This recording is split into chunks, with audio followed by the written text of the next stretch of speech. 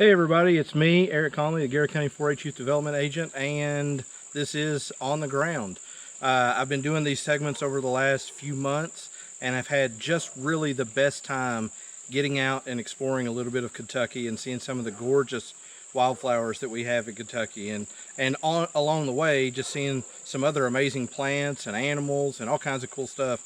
If you get the chance, I know we're in weird circumstances still, but if you get the chance, I would encourage you to get out and explore our state. It is really, really spectacular. So I've primarily been focused on wildflowers simply because, a lot of people don't get the chance to see them, or you may be doing the 60-mile-an-hour botany where, you just see flash of red or flash of yellow or flash of something, and you may not get the chance to actually sit there and take a look at what it is that you're seeing. So I'm hopefully doing these segments, and you're having the chance to get the chance to see some of these cool plants that I'm getting to see a little bit up close. I'm trying to stick photographs at the end of these because I know that, especially from this distance, it just looks like a huge clump of red, but I'm hoping that some of the photographs are giving you a chance to kind of pause and take a look at the flower in a little bit more detail.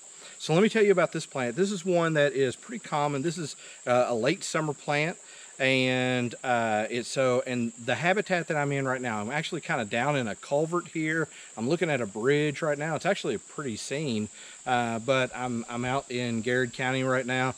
But this is called cardinal flower. Okay, scientific name is Lobelia cardinalis. Okay, so let me go into the etymology real quick. The etymology of this one is this plant, the genus is after a French botanist, I think in the 1500s.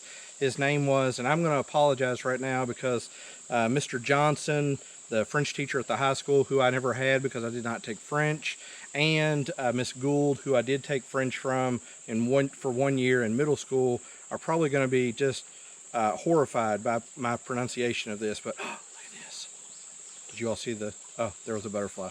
But anyway, so there was a botanist. His name was Matthias de Lobelia, and I'm trying to put like a super French accent on it, and it's terrible. But he and another botanist actually came up with a new system of classifying plants, and so that's where the name Lobelia translation into Lobelia.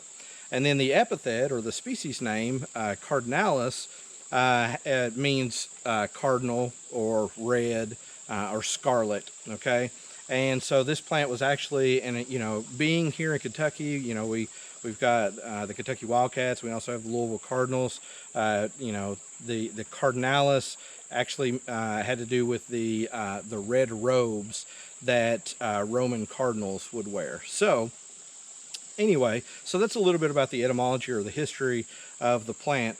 Like I said, I'm kind of down in this culvert right now. It's kind of a wet area. This is the kind of area that it loves to be in. So, it loves to be in these, right now it's sitting in kind of a rocky bank here. It loves to be in really kind of wet creek sides, river sides, those kinds of places. And it's very common. So this is one that as you're driving over bridges, low bridges around creeks, you may look over into a culvert and you may actually see this plant.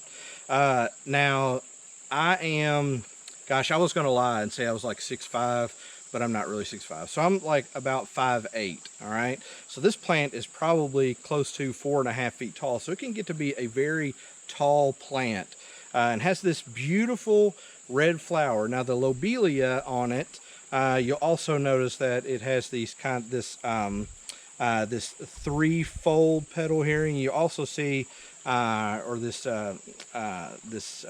lobed petal here, and then you see the floral structure that's sticking up there. This is a favorite flower of, and I'm just getting bombarded. There's just butterflies everywhere. So this is a favorite flower of butterflies, also of hummingbirds. So if you plant this one, and this is a great plant that if you have like a wet area in your yard, or you want to start like a rain garden, this is really a perfect plant to put in there because it loves these wet areas like this, and it's going to be an attractant to some things that a lot of people like to see anyway, which are butterflies and hummingbirds. Very tall plant. It has alternate leaves as you travel up the stem.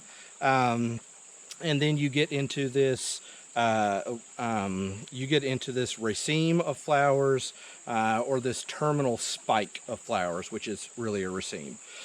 So now, as far as history is concerned, it does have a ton. This family that it's in, Campanulaceae, that family is known for some medicinal uses. Lobelia inflata, that is one that was smoked like tobacco.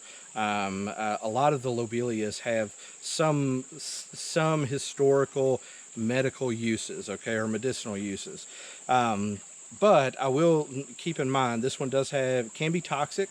It has a chemical in it called lobeline, and that one, so it does have some effects similar to kind of like a nicotine, but anyway, that's something to be mindful of. Just about every part of this plant has some sort of medicinal history, okay? So like the roots were used, you can ground them up into a poultice, actually put them on sores that aren't healing well. They actually used to make a love potion out of the root system on this plant. You also used to, or you could, or medicinal history, once again, you used to be able to, or could make a tea out of this, and the tea did all kinds of things. You know, that you could, for stomach aches, or historically it was used for like epilepsy and all kinds of other diseases that were, at that time, this was a plant that, or Lobelia as a genus, was a plant that it would go to. So a lot of history in this plant. Actually, I mean, it used to be that one of the uses is that you could actually ground up the root system, and if you had a headache, you could take the root system, you could ground up the root system, once again make a poultice or a paste out of it, and just rub it on your forehead, and it was supposed to get rid of headaches. I don't know that that's totally accurate, but historically those are some of the things that have been used, or this plant has been used for. So just a beautiful, beautiful plant. Like I said, I encourage you all to get out, take a look, and see these things. There's so many cool things that are going to start coming up late summer, early fall. As a matter of fact, and I don't know if you can see this one, so I'm going to kind of see if I can turn this. You may be able to see over here, right here. This is the beginnings of one of our many goldenrod species, our Solidago species. And remember, goldenrod, one of the goldenrods, Solidago canadensis, I think is the actual our state flower here in Kentucky. But we have several different species, including a federally endangered one. But I'll get to those later. So anyway, this is a cardinal flower. Beautiful, bright red flower like this stands out, and that's one of the reasons that it attracts the pollinators that it does. And so keep your eyes out for it as well as you travel around.